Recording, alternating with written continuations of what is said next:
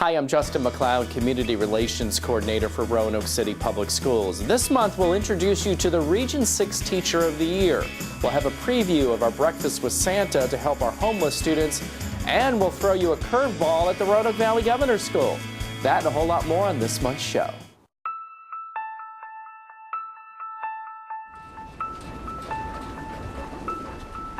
Hey, Melissa.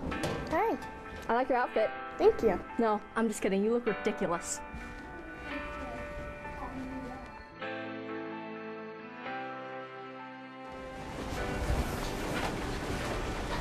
Dude, where'd you get that shirt? Goodwill? I did, actually. Yeah, I like it. Don't you have something better to do?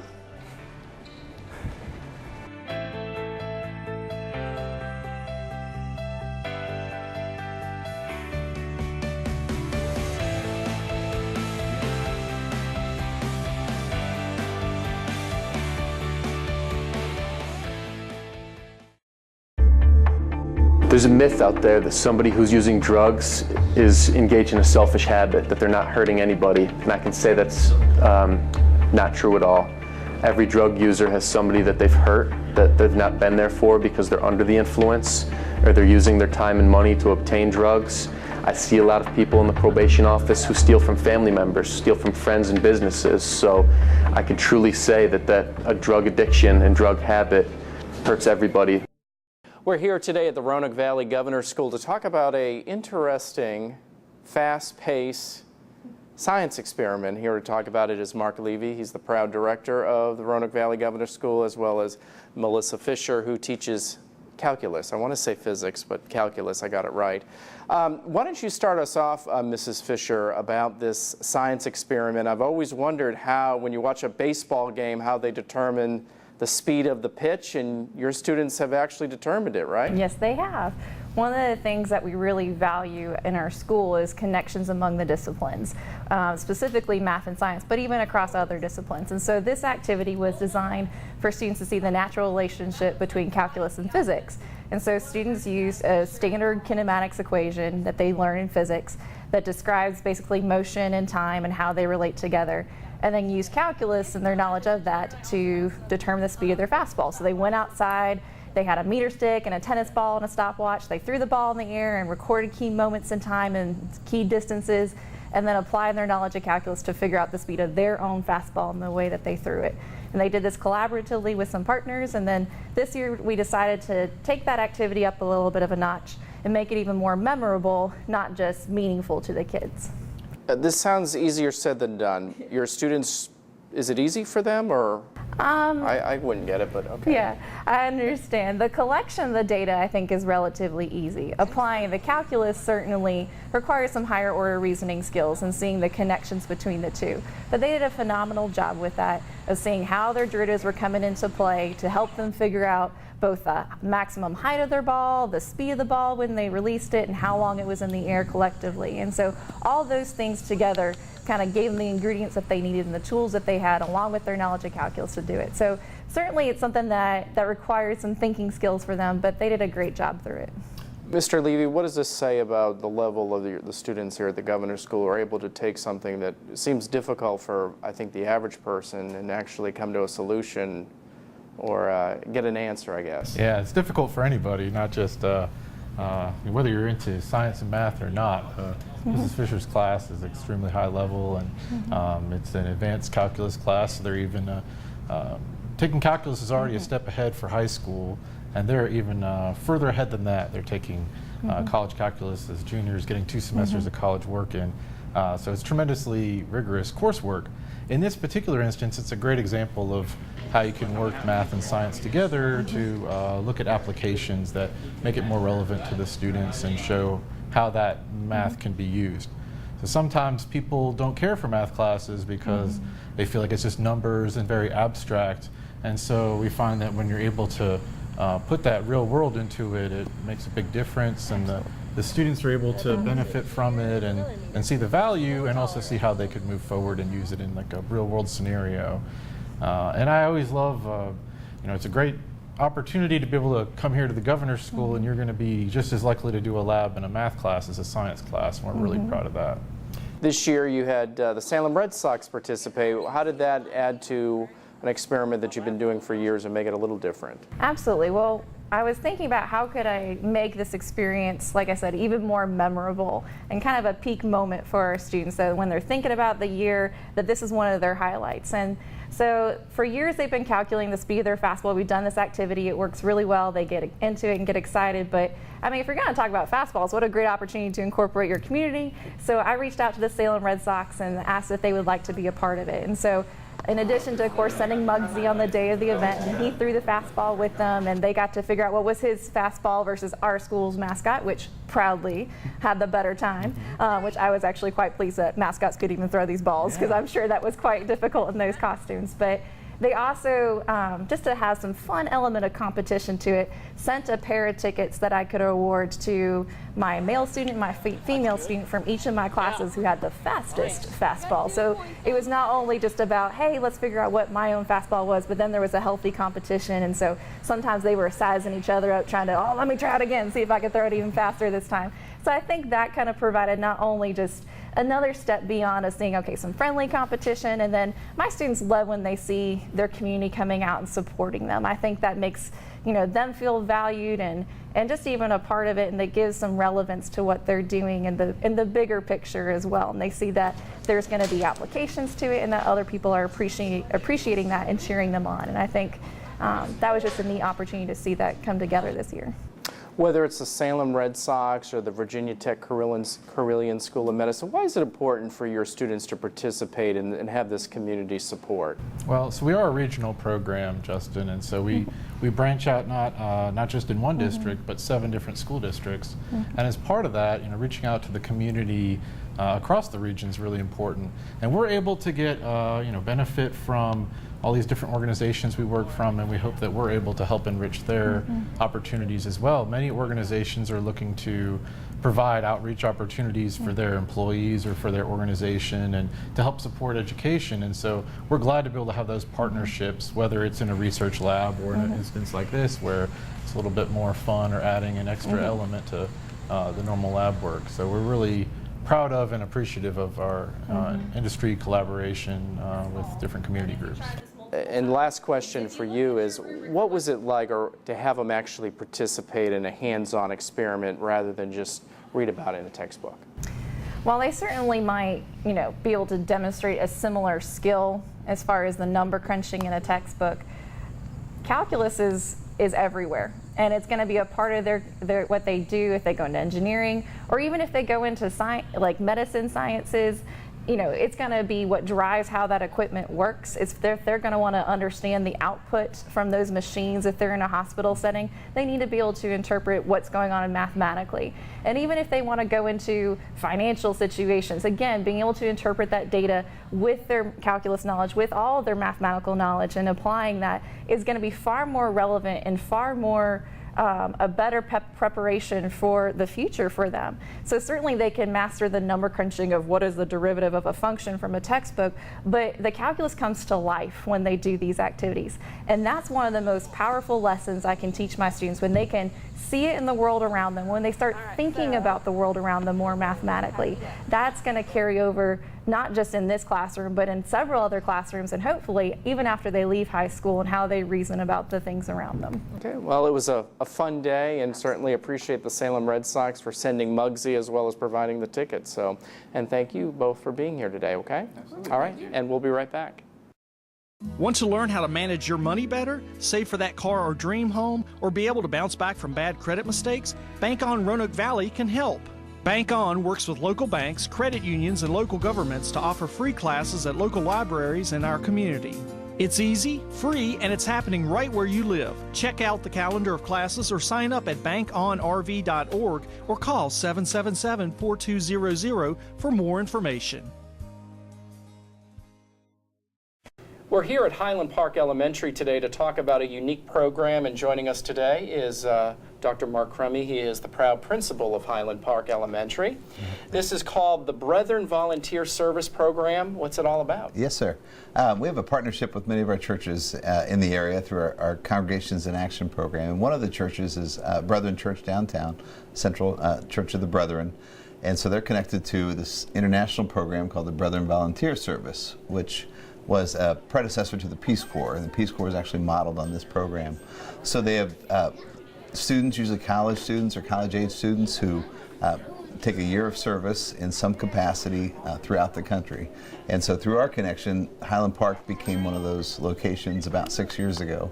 And so we've just finished up with our 5th volunteer and have a 6th one this year. And that person will stay at Highland Park for the entire year and service in whatever capacity we need here at Highland. Yeah, and what are some of the things a volunteer will typically do? Interact with teachers as well as students, or both? Both those things. So they serve in the classrooms as tutoring support, whatever teachers need to work with small groups of students, some office support. They help support our Pack a Snack program and put that together weekly. And then really kind of whatever gaps we have, they serve on field trips as chaperones and so do just anything we need. It's just like an extra body here at Highland for us. And the last person was Katinka, who was here for a year. She just left. She was from Germany, right? She's from Germany. What was that like, having an international volunteer? So she was fabulous, and we took her risks because when she came to us, she was an 18-year-old student and had not gone to college yet. So we were asked if we would take that risk, and so we met with her and interviewed her, and we're just incredibly impressed. And she's been, she was remarkable and left an incredible impression here at Highland, and just was very responsible, very committed to the children. It was life-changing for her, I think. So it was a great experience. So now we have Lucas, who's also from Germany, and when they asked us if we would do that again, we did not even hesitate. And so he's with us now. What's it like to have somebody from a different country? I imagine it's an educational opportunity for your students to learn about a different culture, right? It is, absolutely, because the education system in Germany is very different, and so they get to share their experiences, learn about all the diversity we have here in Roanoke and in American schools. So it was very eye-opening for them, and again, changed some of their hearts and minds about working with children. So. These volunteers, this is sort of the 6th year that you've been participating. I mean, is it come to the point where you almost can't live without it here at Highland? 1 year there was a gap year that we did not have somebody. They have very few people who sign up nationwide, so they compete for many spots, and so there was 1 year where there were just not enough applicants, and so we absolutely missed that person, and so we bank on them, and they become part of the community here, absolutely. What are talk about the relationships between the volunteer and the students? I mean, it's sort of a personal relationship, but in many ways they're also learning from somebody that they may not be able to relate to, generally speaking. Right. So I think it's important for us. We want to expose our students to as many opportunities and experiences as we can, and so when we had this international flavor last year, that was an incredible experience for our students to know someone quite closely who's from another country, another part of the world, and to connect with them. I think was a unique experience that our students won't forget, let alone the volunteers. And they usually interact with students at all levels? Absolutely. All ages? Yeah, all anywhere, grades? Preschool through 5th grade, absolutely. And how's Lucas doing so far? He's doing great. He's doing great. He had some big shoes to fill, and he probably wants us to stop talking about Katinka, but he's doing great. And again, connects with our older male students very nicely, and so it's a nice role model for them, and so we're using him in some different ways, but been a great experience so far. And as you mentioned, it's no guarantee, but you hope this program will continue here at Highland. It's a unique program, right? Absolutely. So we've gotten to the point where there are not many. I think it's the only public elementary school where they have anyone serving in school. So I think it's a neat model, and so if we could push that and make it successful, I mean, every school, would benefit from having a full-time volunteer.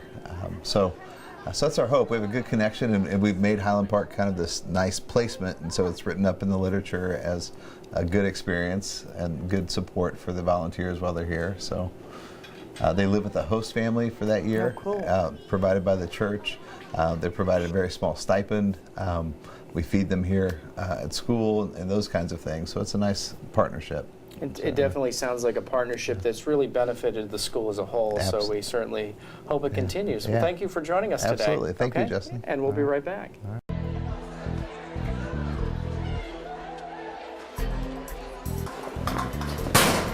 What's up, punk?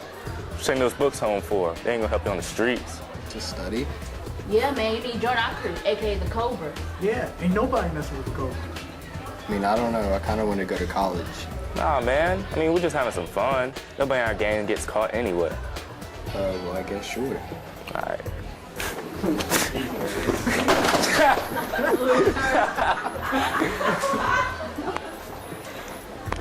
Hey, look, Henry. If you're gonna keep rolling with us, you gotta prove to me that you can hang.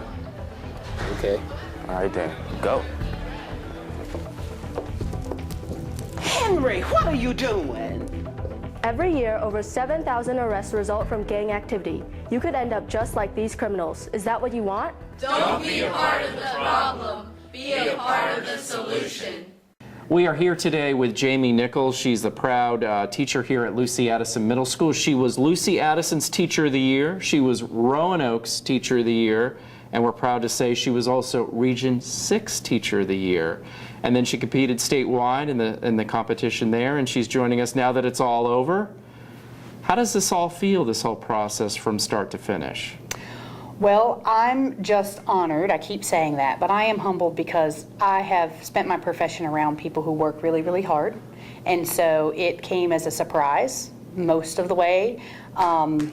I just kept thinking that there are many others who do great things for kids that don't get the recognition, so I just appreciated the opportunity to celebrate teachers, and I got to meet some really great people, and so it was a good experience. Take us through that surprise announcement where there was an assembly. It was sort of a ruse, you know, but Yes. Did you have any idea? So I didn't, because the last time we had someone visit was Magic Johnson.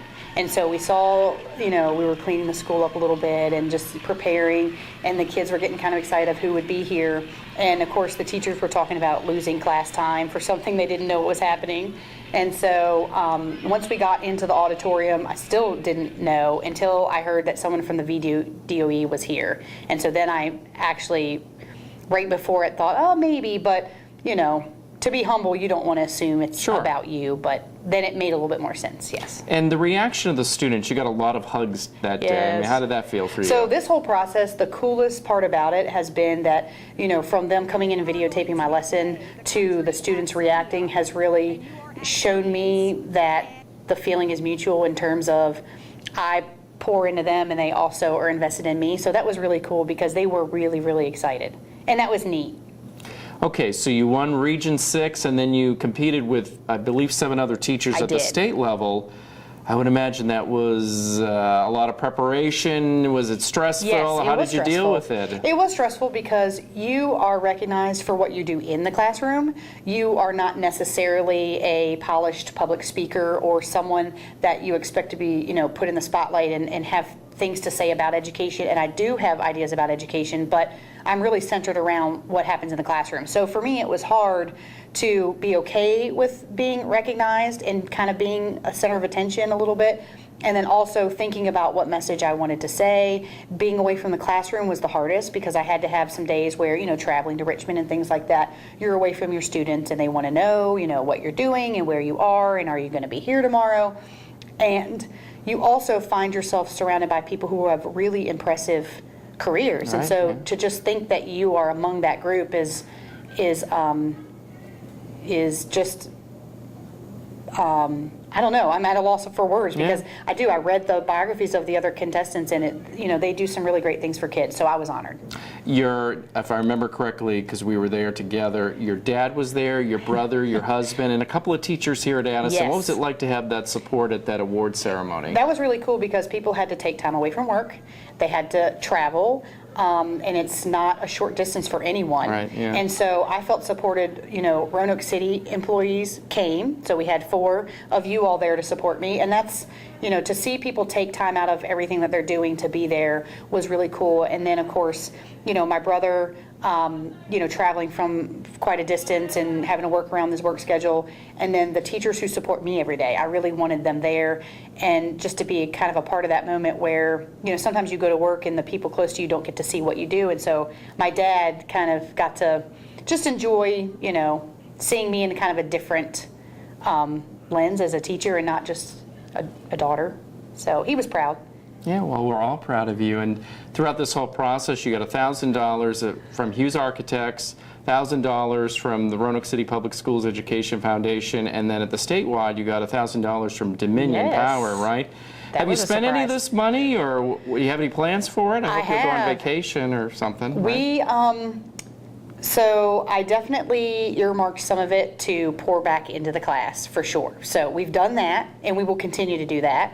But I also, of course, make sure, like, my husband is very supportive of, you know, the hours I put in and my kids. So we are actually going to go to Gatlinburg in the next few weeks, and that'll help. That makes me feel a little less guilty about, you know, taking the time and the money to do that. So it's definitely nice to be able to celebrate, you know, us as well. Sure. Well, congratulations. Thank you very much. I know it's been a lot of stress, but also I hope it's been a good experience for you, and we're really proud of you. Thank you very, very much. And we'll be right back. Surf by the award-winning RVTV.org, the official website for Roanoke Valley Television Channel 3. The site features new content like the Media Center, where you can view selected RVTV programming. Also find RVTV's daily lineup, information on RVTV shows, a photo gallery, and even a Notify Me sign-up to keep you posted on upcoming RVTV events. It's all at RVTV.org, the official website for government and There's a myth out there that somebody who's using drugs is engaged in a selfish habit, that they're not hurting anybody, and I can say that's not true at all. Every drug user has somebody that they've hurt, that they've not been there for because they're under the influence, or they're using their time and money to obtain drugs. I see a lot of people in the probation office who steal from family members, steal from friends and businesses, so I can truly say that a drug addiction and drug habit hurts everybody. We're really excited about an upcoming fundraiser, our third annual Breakfast with Santa. It takes place Saturday, December 8th at William Fleming High School. And joining us now is Tasha Steele. She's the Director of School Counseling with a preview. This, as you know, is sponsored by our Star Council. Just remind folks what the Star Council is all about. So our Star Council is a group of students, high school students from Patrick Henry High School and William Fleming High School. They have truly taken leadership in you know, putting the charge forward to our community, to their peers, those of us in the school division, to help raise funds for our students who are experiencing homelessness. As we said, this is the third annual event. You were there last year. The first year was great.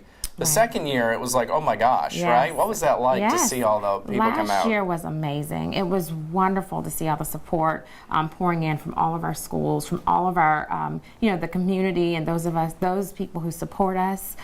It was just wonderful to see everyone coming together for a great cause. Talk about some of the activities. I mean, yes, you get a great meal, but there's a lot going on for whether it's the children or hearing some of our great musical groups and so forth. Right, yes, we have, of course, there's Santa there. And then we have the musical groups, wonderful food, just lots of things going on. The fellowship with one another and just being able to spend that time and you know, just get ready for the holiday season is a wonderful thing. You know, as you're well aware, the Sodexo Magic gets all the food donated. We get sponsorships from area businesses.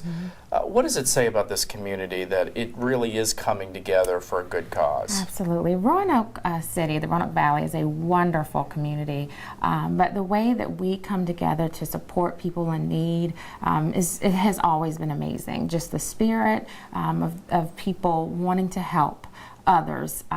It's amazing, and it's nice to be a part of, you know, of something so fantastic. And because we have these sponsorships and the donation of the food, 100% of what is made at that event or raised at that event goes to our homeless students, which is pretty amazing.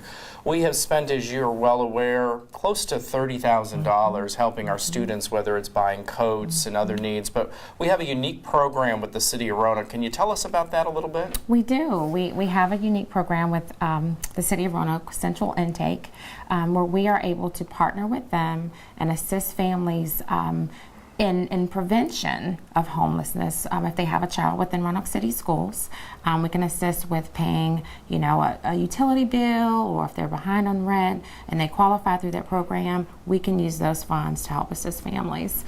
And that's what it's all about. That's what it's all about. And this is money that we use that pays directly towards the bill, and we've spent close to, I guess, $24,000 on that. program and helped well over 150 families, which comes out to well over near 350 students.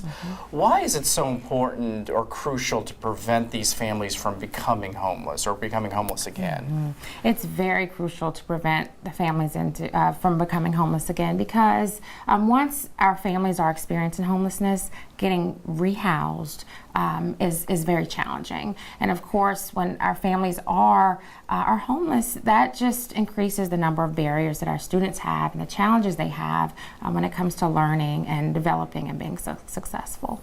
And back to the fundraiser, you know, the Star Council started 4 years ago. It was the idea of a Patrick Henry High School student who saw a Facebook post. It has grown. You have met with the students from Patrick Henry, this year's group from Patrick Henry and William Fleming. Very enthusiastic, and that's what we need, right? Very enthusiastic, and to be honest, just as you stand here talking about them, it gives me chills. The energy that they have as students, you know, seeing the need and wanting to meet that need. It's just amazing, the compassion and the energy they have. So once again, we hope to see you Saturday, December 8th. We'll both be there. We will be there. It's 8:30 to 11:30 at William Fleming High School. The cost is, I believe, $7 for adults, $5 for children. A family of 4 can get in for $20. We'll accept cash or check. Checks, please make them out to Roanoke City Public Schools and just put Help the Homeless Fund in the memo section. It should be a fun event. You'll get a great meal. And we hope to see you on December 8th. We'll okay? See you then. All right. Thank you. Thank you, and we'll be right back. Can your kids see themselves in your curriculum?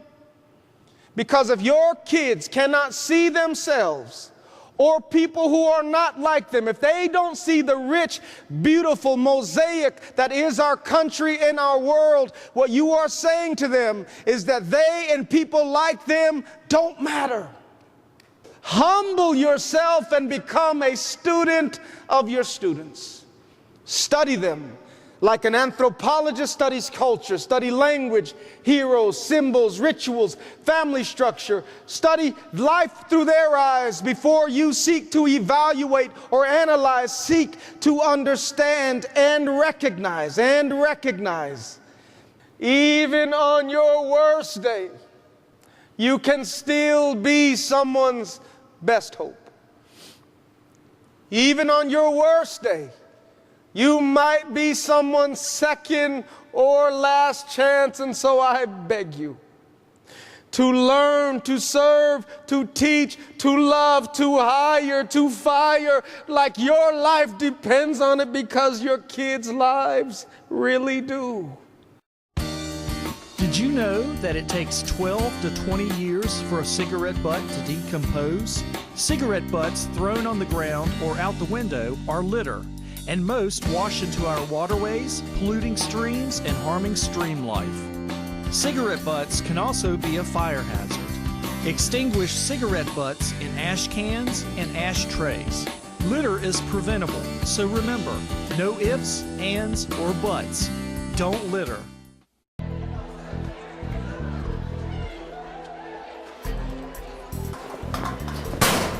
What's up, punk? What you taking those books home for? They ain't gonna help you on the streets. To study? Yeah, man, you need Jordan Crew, aka the Cobra. Yeah, ain't nobody messing with the Cobra. I mean, I don't know. I kind of want to go to college. Nah, man. I mean, we're just having some fun. Nobody in our gang gets caught anyway. Well, I guess sure. All right.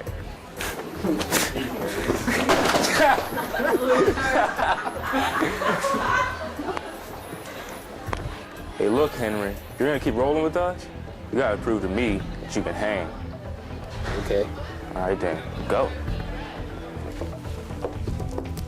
Henry, what are you doing? Every year, over 7,000 arrests result from gang activity. You could end up just like these criminals. Is that what you want? Don't be a part of the problem. Be a part of the solution.